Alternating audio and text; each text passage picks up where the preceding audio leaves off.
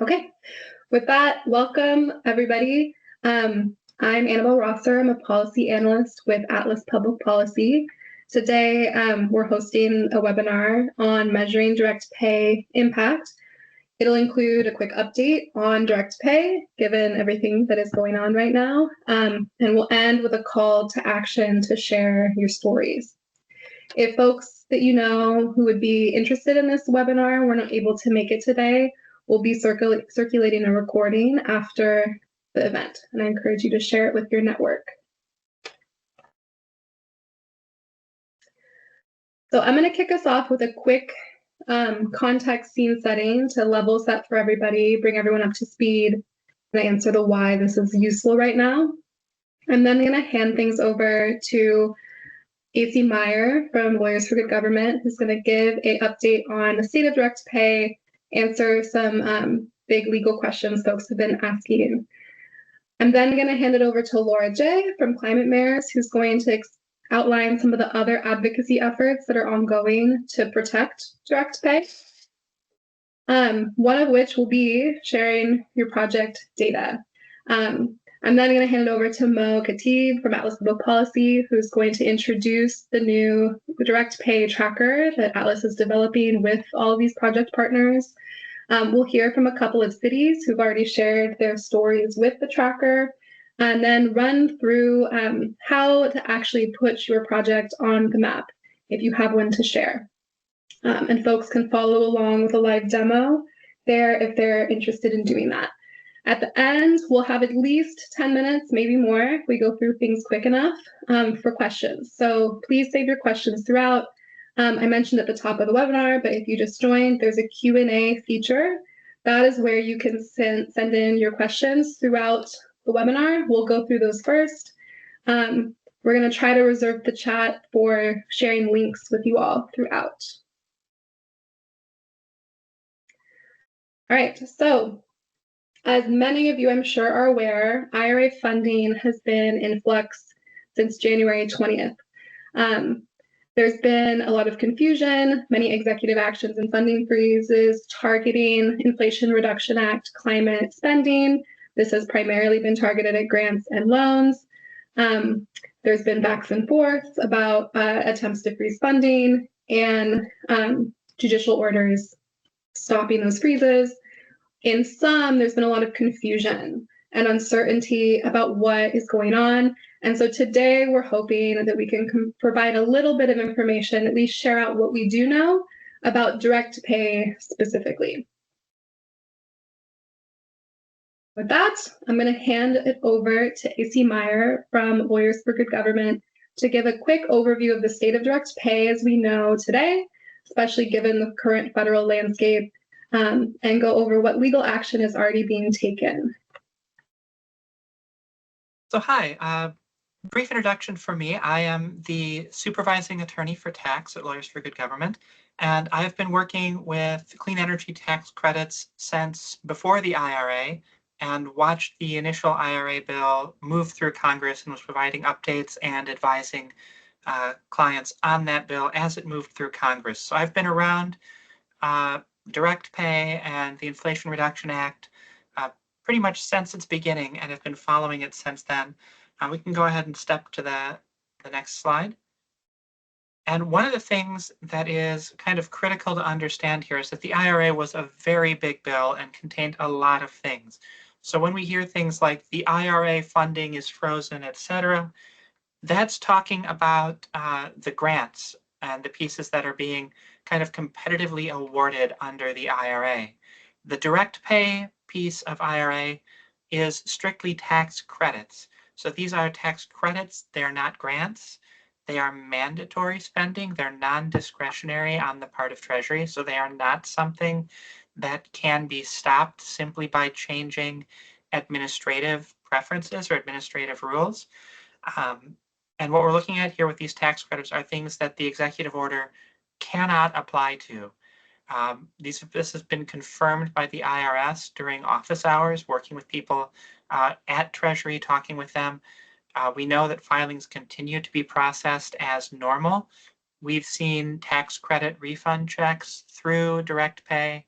that are dated as late as the 29th of January, which is, of course, post-executive orders, post-administrative transition.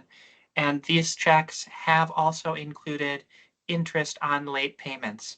So we know that the IRS is still moving through these and currently has the position that they are not frozen by the executive orders. And that position was predating any of the court decisions or the temporary restraining orders. So this has been a consistent position of Treasury and the IRS that these tax credit portions are not affected by the pauses in funding. If there are problems with the return, the IRS should notify you through a letter, and we'll talk about that a little bit more as we move along. But we can step to the next slide here. So one of the biggest things, and I think that's been happening now and is causing a lot of confusion, is that there was kind of a one-time special exemption allowing entities to paper file for these IRA credits for the direct pay credits. Paper filing is a manual process for the IRS. That means individual human beings are looking at each paper filing. And as we know right now, the IRS, Treasury, pretty much every agency is suffering from staffing reductions right now. And the just labor intensiveness of manual filing process is creating a lot of backlog there. I don't think there was quite the anticipated level of paper filing. I think the IRS and Treasury initially thought that there would be more e-filing providers able to help and make sure that these credit claims went through the e-filing process. And when that kind of fell through because the third parties weren't providing that, the backup of manual filing is taking a lot longer. If you want to reach out to the IRS to check in on the status of paper filings that you've made, there are ways to do that. You can either log into the pre-registration portal and use the secure messaging tool that is in that pre-registration portal. Additionally, there is the 6-mile long IRS elective payment email address that we have here. That's a link that will be included in the slides. Or you can call the 800 number that's listed. This is a general 800 number. I would expect longer hold times on this, but this is the official number that the IRS gives out for reaching out and checking on the status of returns, returns that are not 1040s, etc. We have had people suggest that they've had better luck calling the nonprofit sector of the IRS directly, and it may be worthwhile if you get through on this general number that the IRS directs you to call to instruct whomever you're talking to, if they seem unfamiliar with the IRA and the direct pay process, to put you in touch with the nonprofit section, who may have individuals who are a little bit more familiar with the provisions. We can step to the next slide. So one of the other things we've noticed, we really believe direct pay remains safe in the near term, that is through the end of 2025. Fundamentally, direct pay is simply a mechanism that allows nonprofits and tax-exempt entities to access credits that exist for otherwise taxable entities as well. So the direct pay and elective pay is not itself a credit, it's simply an access of credits that are already there. And those underlying credits are incredibly popular with US industry. One example that I love to cite is, as a direct result of these credits, there has been a 5-fold increase in the US domestic capacity to produce solar panels since 2022. We have seen plants that were previously shuttered reopen and employ numerous people through those reopenings in red states, in the Carolinas, in Georgia. These are areas that are creating jobs, and we can directly attribute these jobs to these tax credits. 80% of the dollars from these tax credits are going into red districts. I know we've seen some places something like 60% of the projects are in red districts, but that's 60% of the projects, but 80% of the money. Developers with large projects that are utility scale, that have 3, 4, 5-year project timelines, are extremely fond of these credits and have baked the cost of these credits into their projections for the projects. So they don't want the rug pulled out from under them when they have already started construction on these projects. And for all of these reasons, kind of our anticipation is that even if there are changes through legislation, those changes would likely not be effective for anything that does not begin construction after January 1, 2026. So we would anticipate that anything that has a start of construction before January of 2026 should continue to be eligible. So basically any project that you start through 2025, we anticipate will remain eligible. Now, again, it's not specifically prohibited for them to make a change sooner than that, but given that there are large, well-moneyed developers out there who are relying on the underlying credits not changing for things that are already under construction, that would be, I would anticipate that being politically untenable to make it an immediate change. It would be something that would happen at the change of a tax year. Additionally, while there could be some regulatory changes, these changes would still need to go through the 180-day notice and comment period. And perhaps more importantly, these changes could really only nibble at the edges of credits, potentially expanding some of the credits by relaxing the rules around what constitutes zero greenhouse gas emissions, etc.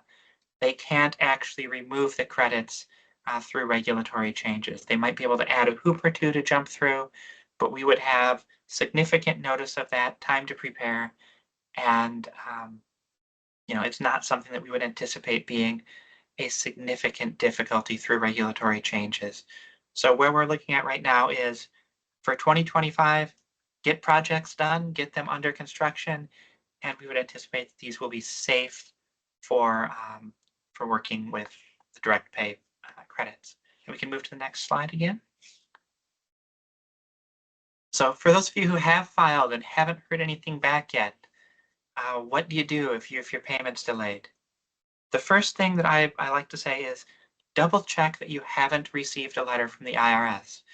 If there's a letter somewhere sitting on a desk, if you've received something, typically what we'll see sent out if there's an issue with the return is what's called a CP 131 letter. That will come to the address that's listed on the return. If that address is something that is not checked very frequently and you're seeing a late return or a late response, check that address, make sure nobody's received that letter. If you have received that letter, call the number that's provided in it and talk with the IRS.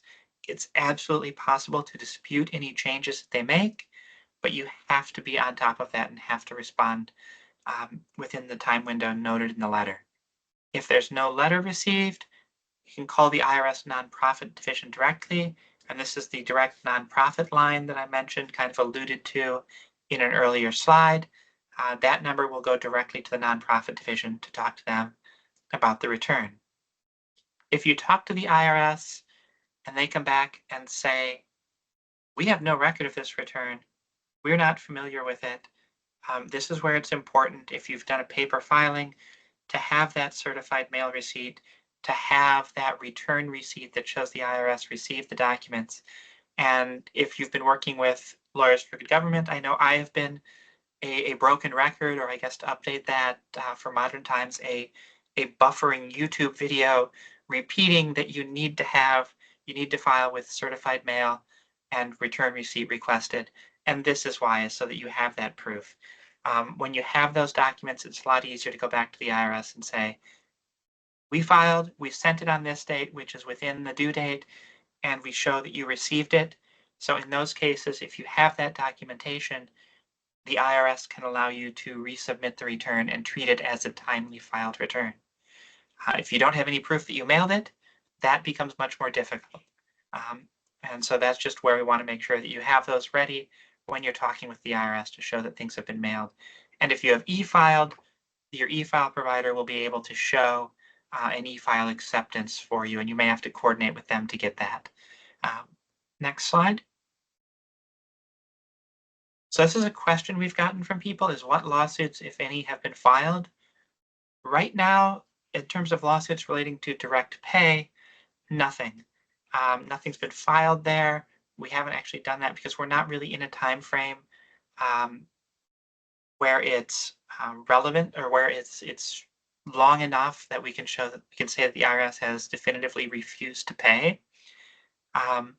Lawsuits can't really stop Congress from changing the law if it decides to. So in terms of long-term changes, it's not something that we could do there.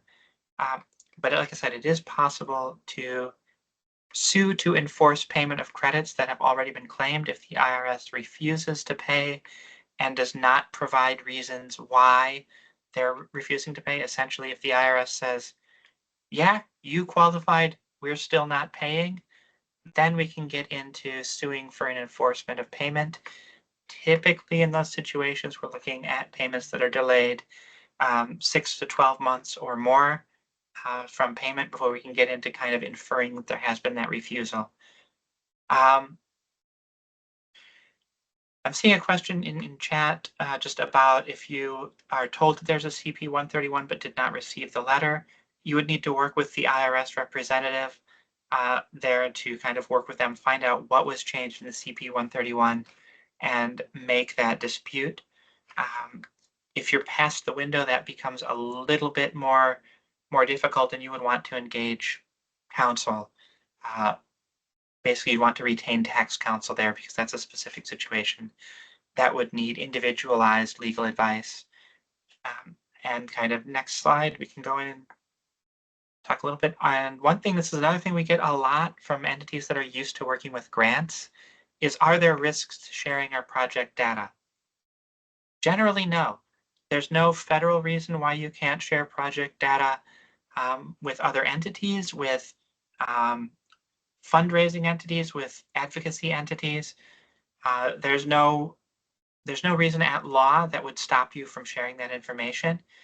Tax returns are, especially for things like Forms 990, those are public information. And even if they are private information, the privacy resides with the filer, not with the government. So, like, if I wanted to post my tax return on the internet tomorrow, I can do that because the privacy is mine to share. The government can't do that for mine because I'm a private individual, and I would have to be the person doing that. But any of that privacy lies with you and with your organization, not with other entities. And as far as the risking competition, because these are credits, because if you qualify, you get the credit, you don't risk anything by helping other entities or other cities with their filings. So sharing information, sharing tips and tricks does not diminish the available pool for any of your credits. So helping other entities really just helps make sure that everybody is able to take advantage of this and increases the potential for creating the good stories that may be able to provide the fiscal reason, the job creation reasons that the current administration may listen to for why these credits should remain. And I think we can jump to the next slide and move along. Thank you so much, AC. We appreciate your expertise immensely at a time like this. I'm now going to hand over the floor to Laura J. from Climate Mayors, who's going to speak a bit more to other non-legal, extra-legal actions that are being taken to protect direct pay.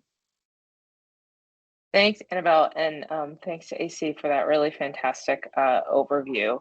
And I think sets me up nicely to talk a little bit about it with some of the other ways, and I think particularly with, that initial framing of share that project data. There's no kind of legal reason not to. And so I first want to start out by kind of talking a little bit about some stuff that's been happening. And as AC mentioned, this is a congressional appropriated, program. So Congress is the only one that can change the tax code. Recently, 133 mayors and other local government officials, so maybe council members, county executives, sent a letter to Congress urging them to protect all of the clean energy tax credits that are within the Inflation Reduction Act. So mayors are speaking out around this across the country, really showcasing the importance of it. And so I think that, for all of us, we're continuing to elevate the voice of mayors to really make sure that they are talking about it and showcasing the work that you all are doing in your communities.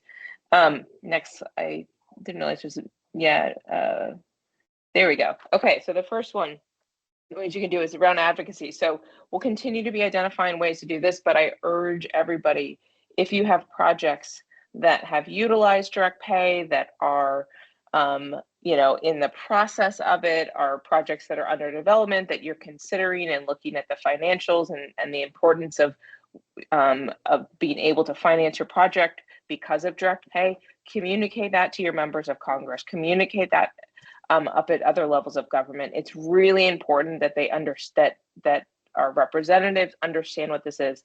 This is a really new thing, right? I think, as AC said, like the private sector's utilized this for a long time. This is the first time that the nonprofit and the non-government or the kind of non-taxpaying entities can use this. So we need to explain what it is and how important it can be. So really kind of engaging with your members of Congress to really talk about it and make it real for them is so important right now.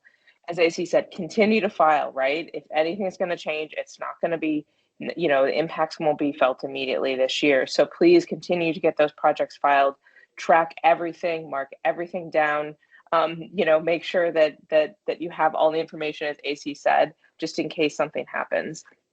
And the last one is storytelling. And we'll talk a little bit about ways you can do this, but it's so important that, again, we're making this real for people, that they don't, for particularly our members of Congress and also the general public, we can't protect something that people don't know about. And so we really need to capture what is happening, what solar panels are going on your police stations and your fire stations, and how you're purchasing fleets, new EV fleets, because direct pay is allowing you to do that. Please capture those, send them to us. We're really helping elevate those, but also help, get those placed in your local media, your local newspapers. We can help you do that if that's support that you need in really engaging with local media to get some of that work done. So feel free to be in touch if that's of interest, but really urge you to do that. And it's a really important time to really be kind of taking everything a little bit out of that like very formal talk and much more into how this is impacting people's lives. And Andrea just put a fantastic article, in the chat. So please share those. We'll capture those, but we urge you to keep doing that, because that is going to be so important on the protection of direct pay right now, is making sure that members of Congress know about it, that your elected leaders know about it at other levels of government, and that really the general public has a clear sense of what impact it has on the air quality in the church that they go to. Is cleaner because they've used direct pay to put in a heat pump. I'm just, examples like that become really important. Thanks, Annabelle. Back to you. Thanks, Laura. I also just dropped some talking points for communities who are looking to speak with their congressional representatives to share their work that was shared by USDN. So thank you, Cynthia and USDN, for that. Thank you so much, Laura. Appreciate hearing about the letter and all the other advocacy efforts that are going on right now. Okay, to that end, how can you share your direct pay stories? So sharing your stories with your congressional representatives is important, with your communities, with media. We also are trying to aggregate these stories nationally so that we can get some big numbers about how many cities across the country and different entities across the country are using direct pay to stand up their projects. And so now I'm going to hand over the mic to my colleague Mo Khatib, also from Atlas Public Policy, who's going to introduce the direct pay tracker that Atlas has been developing. And we're going to run through what the tracker is, what its timeline is, and then talk a little bit about how you can share your stories if you have them to share. With that, I'll hand it over to you, Mo.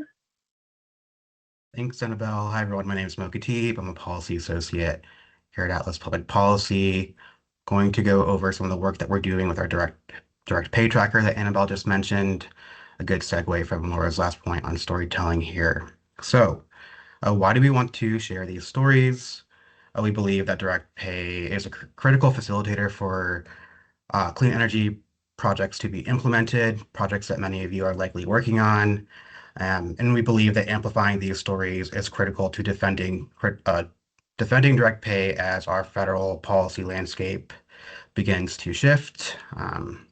Since direct pay data can't be directly released by Treasury, knowing how groups are leveraging direct pay really falls on to recipients who are willing to volunteer to share their data.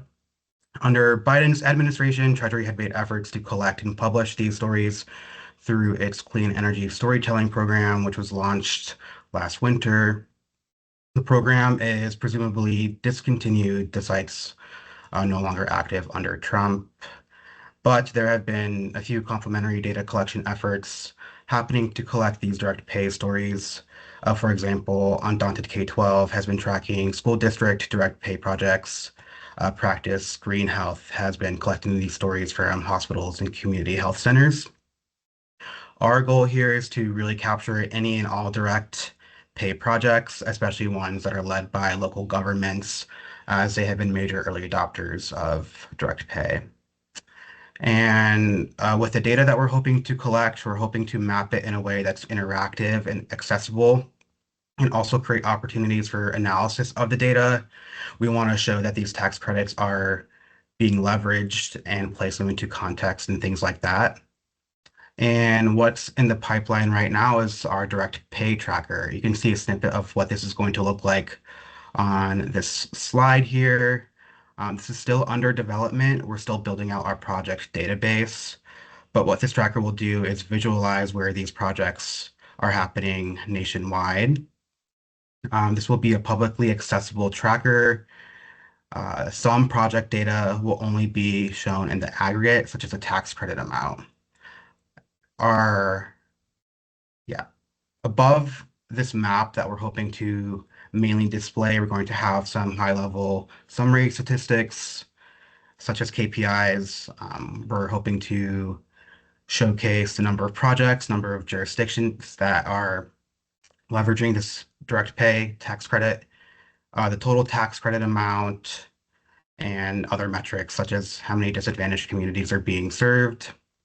And this tracker will be designed to refresh in real time as more projects are added.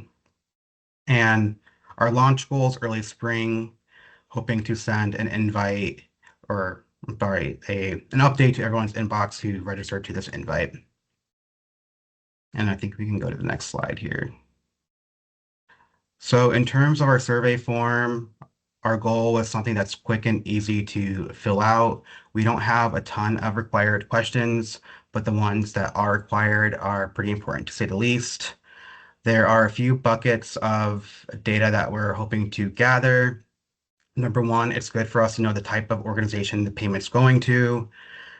As I just said, right now we're focusing our outreach efforts on local governments, but anyone who's filed for direct pay can share and let us know what organization they are.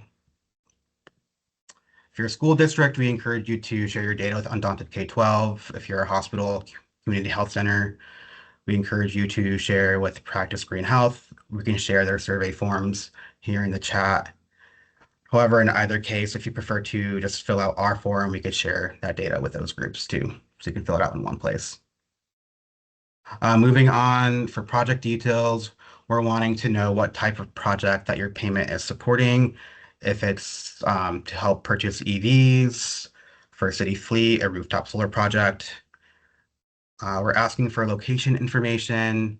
We understand that this can be kind of tricky, especially for electric vehicle projects and projects that are mobile. But getting a rough estimate of where this project will be operating could let us do some critical spatial analysis, like matching projects to certain congressional districts, placing how many projects are going to be operating in disadvantaged communities and things like that. Annabelle, here in a few minutes, will be doing a live demo of our survey form here in just a moment. What this looks like, you could either share a fixed address or you can share a zip code. For example, if you're going to be sharing a project on an EV fleet, there's likely not going to be a fixed address. So you can share the zip code, and doing this will be good for some geospatial analysis and context. Moving along to tax credit, it would be very valuable for us to know what the tax credit amount will be, as well as what your filing status is. However, if you do choose to share this with us, just wanted to reiterate that tax credit amount will only be shown in the aggregate for all projects. That won't be displayed individually for each project. But if you don't know the tax credit amount, you could bypass this question. And lastly, we're hoping to get some information on project metrics and community benefits. So if you know these, please share. Next slide. Great. It's now my pleasure to welcome a few cities who have shared their projects with us already and kindly volunteered to join us today to share their stories. First, we'll be hearing from Annie Portorf, who is a sustainability specialist with the city of St. Louis Park, Minnesota. And then we'll hear from Amy Posner, who's an electric vehicle planner with the city of Alexandria, Virginia. I'll kick it off to you, Annie. So yes, as Mo said, I'm a sustainability specialist with the city of St. Louis Park, Minnesota. If you're not familiar, we're just directly west of Minneapolis, and we have a population of just over 50,000 people. So the projects that we filed for in 2024 was a rooftop solar panel project on our rec center, and we received the 30% standard tax credit, that 48 investment tax credit for energy property, and that ended up being a little over 100,000. So that was fantastic to receive that. And then the other project was purchasing a Ford F-150 Lightning vehicle for our fleet. And we received $7,500 for that under the credit for qualified commercial clean vehicles, or that 45W credit. We do have electric vehicle goals and renewable energy goals in our city's climate action plan. So in general, staff leadership have kind of bought in to achieving goals of vehicle electrification and putting more renewables across city on city buildings. But direct pay definitely helped bolster the case for leadership that we should really try to do these projects right away and take advantage of direct pay while we can, instead of slotting into future years, or just continue kicking it down the line and thinking about it at a future date. In terms of actually submitting the direct pay itself, I learned a lot about the different kinds of documentation that would be needed. So I worked directly with a lot of our facilities and fleet staff at the city, as well as our utility, which is Excel Energy up here, to gather different key records that we needed for the pre-filing process. And that really, I made sure to, or didn't give myself a lot of time initially, but this time around, trying to be very on top of it. So we need to submit things like invoices to show project ownership, approved construction permits, and proof of interconnection from the utility, which on the solar side definitely took the longest amount of time to get that kind of official documentation from our utility representatives. So I would just give yourself a lot of time for that if you haven't submitted already. And then I partnered with our accounting department, and again, I'm in the sustainability department, to pre-file, and we submitted on September 30th of 2024. We received our registration numbers on November 4th, and then we submitted our tax documentation via e-file on November 13th. So in the process we took was to first fill out some tax forms that were they were annotated templates from Lawyers for Good Government. So definitely want to shout out to that resource. That was really helpful for me to just bring to our accounting department, to have all of that annotated, have the notes in the margins of this is what we need to submit. And then Lawyers for Good Government at the time had a partnership, a one-time kind of special with Giraffe Financial, which was an e-filing service. Yeah, I see that question pop up. So that was Giraffe Financial. This was just last fall, so I'm not sure if they will be offering that again or if it might look different. But at least in terms of last fall, they had a one-time special where we could e-file at a cost with them of $350 per project.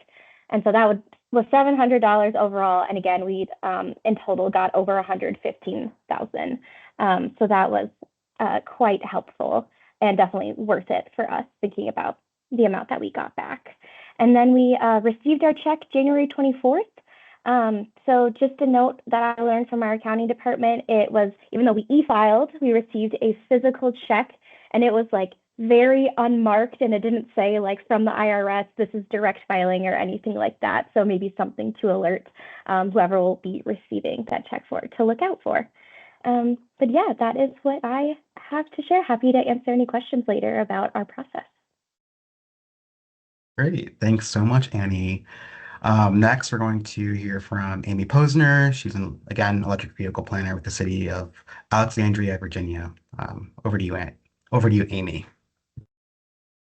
Great, thank you, and thanks y'all for having me. I don't know if we can move. There we go. It's my slide. So we filed for projects related to our fleet electrification efforts, both for level 2 chargers and light duty electric vehicles that we deployed across several departments. So Alexandria has a goal to transition our fleet to 100% zero emission vehicles by fiscal year 2040. So this type of work has been a priority for us. And we had already paid for these projects and kind of started the construction before we even knew that they would be eligible for direct pay incentives. But, kind of thinking about how we may use this incentive funding, we're going through this process knowing that we're going to continue buying EVs and continue installing chargers. We were kind of considering this to be a funding stream that we could depend on either, to reinvest into our fleet expenses or using that funding, for other clean energy or clean transportation projects throughout the city that, weren't directly funded through our CIP budget. And kind of given all the uncertainty right now with budgets and federal funding that the city's used to receiving, it's nice to have the flexibility and, see how we might use this funding that we receive. And we participated in the Lighthouse Cohort to receive technical assistance from Lawyers for Good Government, GFOA, and WRI. And like what Annie said, those annotated forms were so helpful, as well as kind of their help and guidance to stay on top of all the news coming out of the IRS about extensions. And, we have plans to, our first filing was for the calendar year of 2023, but then we wanted to switch to kind of following our fiscal year for filing. So kind of figuring out how to navigate those processes was really helpful to have their guidance, and also the ability to connect with different communities in their office hours and directly to kind of help each other out and share our forms back and forth just to make sure kind of we were all doing everything as correctly as we could. So we ended up paper filing. We weren't in a rush to kind of receive the incentive, so it didn't make sense for us to pay a third party to e-file. But we still haven't received our funding. We submitted, we filed our forms, November 15th by the deadline. And I did call that nonprofit number that AC shared earlier and I was able to get through to them. I didn't have to wait that long. It was kind of about 10 minutes that I stayed on hold to speak with someone. And they told me that our filing was just posted in their system earlier this month. So it's taken them about 4 months after we filed for them to even look at our paper forms. So it's definitely in line with what AC said about the delays that folks are seeing with kind of the volume of paper filing. So again, it made sense for us because we just weren't in a rush, but maybe something that we consider e-filing in the future. So yeah, thanks y'all. I'm happy to answer any questions you have. Okay, great. Again, thanks Annie and Amy for sharing your experiences, doing great work. Now going to be passing it over to Annabelle, and we'll be doing a live walkthrough of our survey. We'll drop the link in the chat if we haven't already. Feel free to follow along or jot down any questions that you may have. Great. Thank you so much, Mo. Thank you, Amy and Annie. I like all the A names we have today. Always really useful to hear from folks who've actually been through the process. So if folks have questions, the chat has been wonderful. Continue to kind of share thoughts and links there. If folks have additional questions, feel free to also use the Q&A. And again, I'm going to go through how to actually share your project. But if you have other questions, burning questions, please drop them in the Q&A or the chat. We're going to reserve the last 10 minutes to bring all of our speakers back on screen. I'm going to stop sharing slides. And if folks have additional questions, that'll be a good opportunity to answer them. We might not be able to answer every question you have, but I think that will be a good use of everyone's time today. Before I do that, we would love for you to share your project with us if you have a project to share. Mo just dropped the link to our survey in the chat again. We'll be sharing a recording of the webinar post when it's finished, and so you'll be able to see all the slides in the recording of the webinar. We have two different ways for you to share your project data with us. We've put together a data collection form that we're hoping will guide you through the most important questions, making it as quick and simple as it can be. I'm going to try to go through the form in a second here in under like 5 minutes. We also, though, have the option for you to submit projects via an Excel template. We understand that sometimes this is easier. Sometimes you might have something like this already living on your computer. Maybe you have multiple projects for the city that you're trying to report, and so you don't want to go through a form and submit 10 projects 10 separate times. So generally speaking, I would say if you're less comfortable with Excel, if you have 1 or 2 projects that you want to submit to our tracker, or if you just like using the form and it's more helpful to kind of get prompted and answer questions that way, I recommend using the data collection form that we've linked below. I'm going to share a live demo of how that works in a moment. If you are a city that has like 10 different projects, if you're really comfortable with Excel, if you would prefer to just plug it in there and submit it, then I would recommend you use this Excel template. It all goes through one place. So I'll show you how it works, but if you're on the form, there's an option to click yes that you would like to submit multiple projects at once via the template, and you just upload it in the same place, submit, and it'll get to us. We'll be able to incorporate it and add it to the map. The last thing I'll mention is if you're having trouble with any of this after this call, we have ample time for questions today, but you can email us or sign up for office hours. We have like 15-minute office hours in a running calendar. Mo, if you can find the link to that somewhere, drop it in the chat, that would be great. This is a really quick way for you to talk to a person one-on-one if you want to do that. You can also always email us questions. Okay, with that, I'm going to move over to just demo the form. Bear with me as I change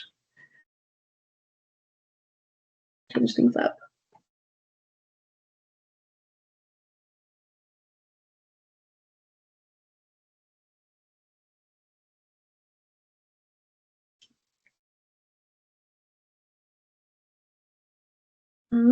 Not. Here we go. All right. If you have a project and you have the project details on hand, thank you so much for everyone who's been sharing the other data collection forms out there. We've been trying to link to them all on our form. We have Undaunted and Practice Green Health here already. But if you know of other efforts where people are collecting direct pay stories, please share them in the chat. That's very useful. If you have a project you're ready to submit, you can open this up and follow along with me in the next 5 minutes or so. But you can also, if there are any questions that come up. So here again, if you need to sign up for office hours, you can find the link to our bookings page here. We have some slots available in March. If you are a school district or you're sharing a project that's been taking place at a school, go ahead and share your story with Undaunted K-12. But again, like Mo said, we can get your story to them if you don't want to go to a different website. Same goes for hospitals, community health centers, anybody in kind of the public health sector. We would encourage you to share your projects with Practice Green Health. They are, we're coordinating with all of them. Lastly, if you do have a tax credit supported project you're interested in sharing that's not direct pay related, we recommend reaching out to American Energy Stories, which is another effort to collect more broadly energy stories that have been supported by the tax credit. So Contact information is fairly straightforward. Just for everyone's FYI, we are not going to share this publicly with anybody. This is primarily helpful for us if we need to follow up with you with any questions about what you shared.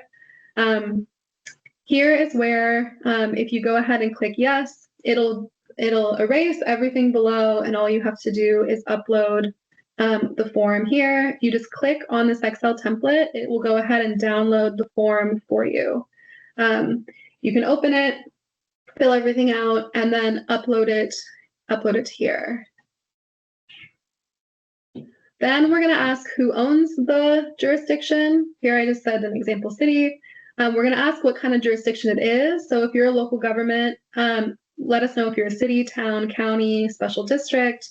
If you are a different type of direct pay eligible entity, let us know here as well. And then where you are. We're going to ask the project name. We're going to ask the project type. Once you select a project type, it might prompt a few additional questions. The only questions that are really required to submit the form are these ones with an asterisk, and it'll let you know if I unselect it, it'll warn you that this is a required field. Most of the fields here are not required. So if you cannot answer everything, please don't let that keep you from sharing your project with us. Here, if it has an address, we would love for you to share it here. Again, this is enormously helpful for us to identify which congressional district the project is located in and do other spatial analyses that will be useful for defending direct pay. But we understand that an EV fleet probably doesn't have a fixed address, right? It's moving around by its nature. So if that's the case, you can try to the best of your ability, share at least the zip code that the project is primarily working in. If you have any sort of qualifier you want to share there, you can do so below. If you don't have the construction date or the date placed in service, it's okay to leave these blank. If you know the tax year, this is somewhat helpful for us. We're trying to kind of streamline by using federal fiscal year, but you all know everyone has a different fiscal year, and the federal fiscal year can be confusing. So just enter what makes sense for you. We do need to know which tax credit is supporting the project. Depending on which tax credit you pick, it will pop up some questions about the eligible bonus adders as well. We don't need to know exactly how much the project costs, but if you can let us know where in the range, that helps our analysis. We do generally need to know what the tax credit amount is for our own analysis. Again, this will not be shared individually, it will only be shared in the aggregate. And if you, for some reason, do not yet know what that amount is, you can click no here and bypass this question. If you know the tax credit amount, though, we strongly encourage you to share it with us. If you received additional sources of funding for the project, that's helpful for us to know as well. Depending on what you select, it'll ask you questions about which green bank, which federal grant, which state or local grant. We'll then ask you when the application was submitted, what the status of the application is. These are not required questions either, but they're helpful for us to know. And then we have project metrics that will be specific to the project type you shared. So here I selected that it's an EV fleet, and I'm going to let us know that it's 10 passenger vehicles. If I have metrics on hand for how many greenhouse gas emissions the project will mitigate, I can share that here. But if you don't have that on hand, we can do the math for you. And then a good quick description is always useful. But again, we really want you to, we don't want anything to get in the way of you sharing the project data either. If there are clear community benefits that kind of fall in these categories, you can share that with us here. If there have been any media stories you want to share, you can drop those links here. If you're open to us sharing your story with media, you can let us know here. If you do not want us to share with media, just click no. And then if you'd like to chat more, let us know and we'll reach out to you. If you're open to public contact, you can indicate that here. And if you want to use like an info email or a more general email, you can provide that here. Once you have all that information, you can select submit and we'll have the project. Okay, with that, let's go ahead and move over to Q&A.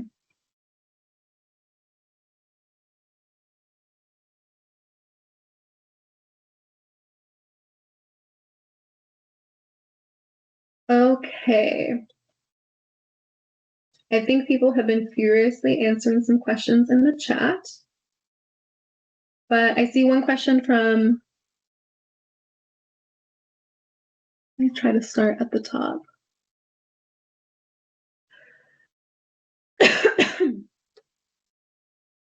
Okay. Do we expect bonuses, the low income, energy community, domestic content bonus, etc., to remain available for 2025? Or AC, do you have? So most of the bonuses are statutorily defined and mandated that way. So those we would anticipate. The only one that has potentially some issues is the low-income communities bonus, which is also statutorily defined, but requires an allocation annually. So that's a bonus adder that requires allocations. And it is possible that they could attempt, an administration could attempt to get cute with that and say, we're following the law, we have allocated $0 in 2026, even if there are no other changes.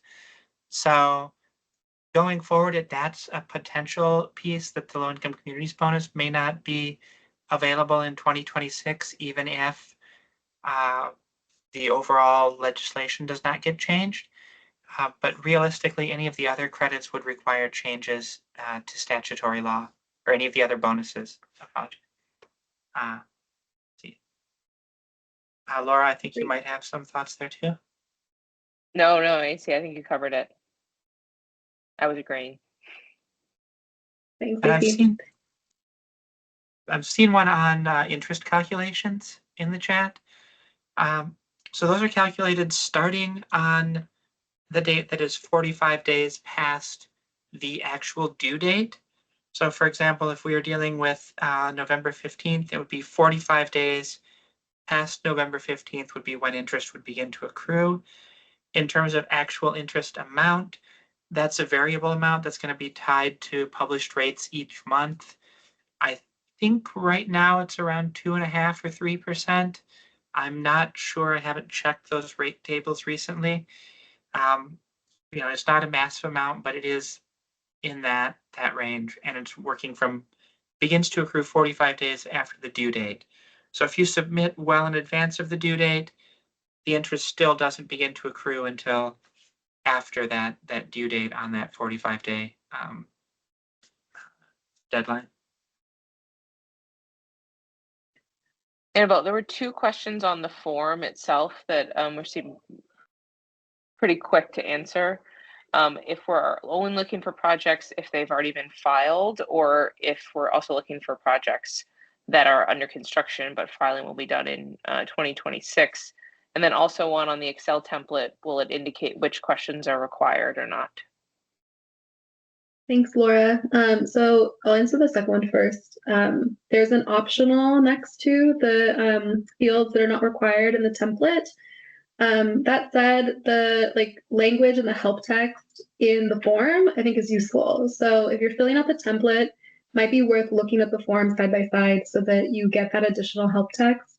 We've tried to include it as much as we can in the Excel template. It's just a little harder to navigate in an Excel form, but it will indicate which ones are optional in the form. We're interested in all projects. So that said, it is difficult to change your project details once you enter it.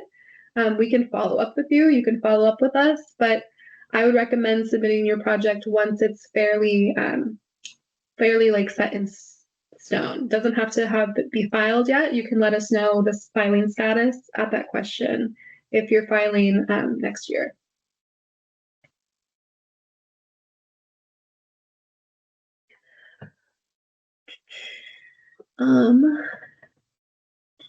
There was a question about that I think might be good for AC, about looking for a registration number. I don't know if we got that one yet. So Phil said that their town installed a PV array and are waiting for a registration number, but is new to the process. What's the best way to look forward if you're looking for a registration number? So the registration numbers are provided through that pre-registration portal. So you'd have to go and log into there, put the project information into the pre-registration portal, and then whoever is in charge of that portal access should eventually receive an email from the IRS saying it's ready, and then you can go in and look up the registration number that way.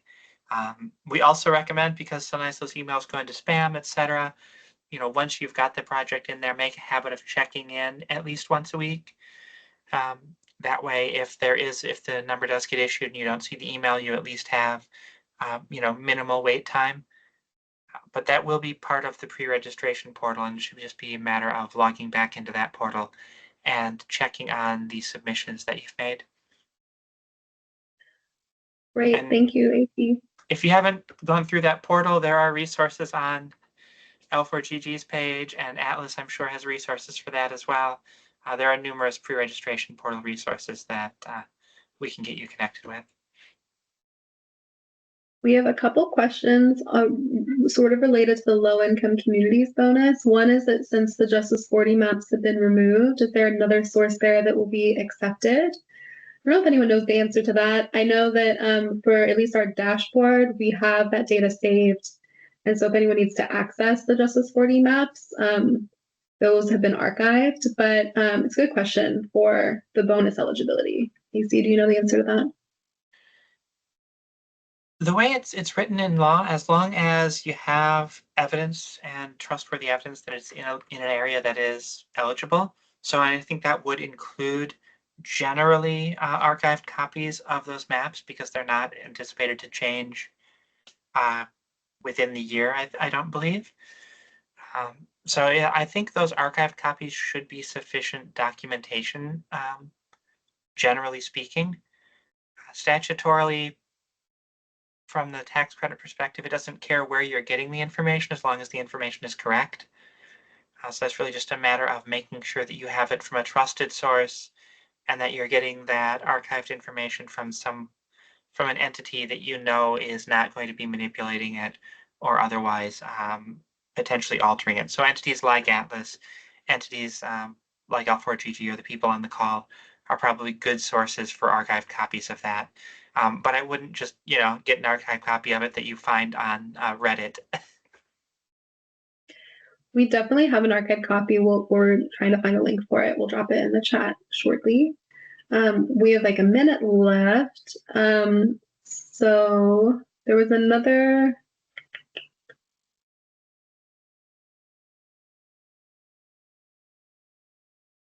Any idea if the interest starts after 45 days or 45 business days? Do we know if it's calendar days or business days, AP? It's stated as 45 days, and there isn't a lot of clarification on that.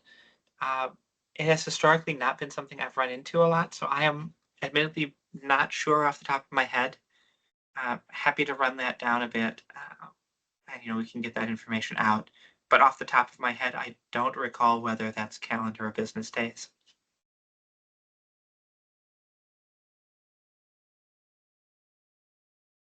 We're at time. Can a community land trust neighborhood utilize direct pay? The land is owned by a nonprofit, but the buildings are owned by individual citizens who lease the land. The example upgrades would be utilizing credits for upgrades to like appliances and the building envelope. I don't think that those tax credits are eligible for direct pay at all. Is that? Yeah, correct. Direct pay doesn't include credits for building envelope upgrades. It's strictly for like electrical generation property and, for example, EV infrastructure and electrical vehicles. but it does not include credits related to, for example, new windows or skylights, etc. The I hope that However, answers. homeowner from the consumer credits, they may be able to, depending on who the owner is. That would be a different mechanism.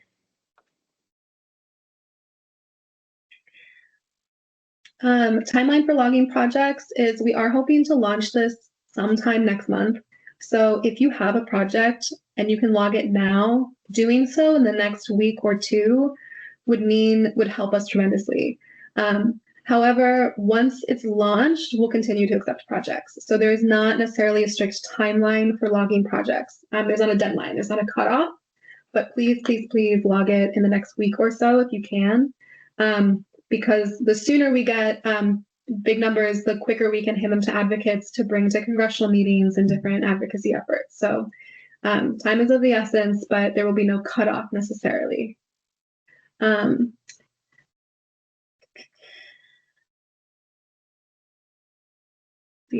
think we have to cut things off.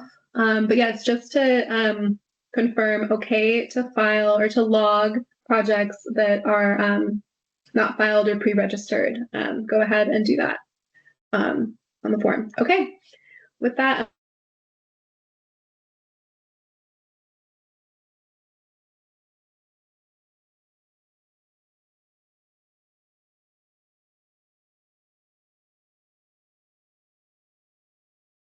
I think we You're lost muted, Mo. Annabelle. Froze a bit at the end. Mo, you're on mute. Muted, Mo. Yeah, so I'm happy to close us out. Thank you everybody so much for joining. Thanks to AC and the Atlas team. And we'll be sharing the slides and recording with everybody and these links. Thank you all. Thank you. Cheers.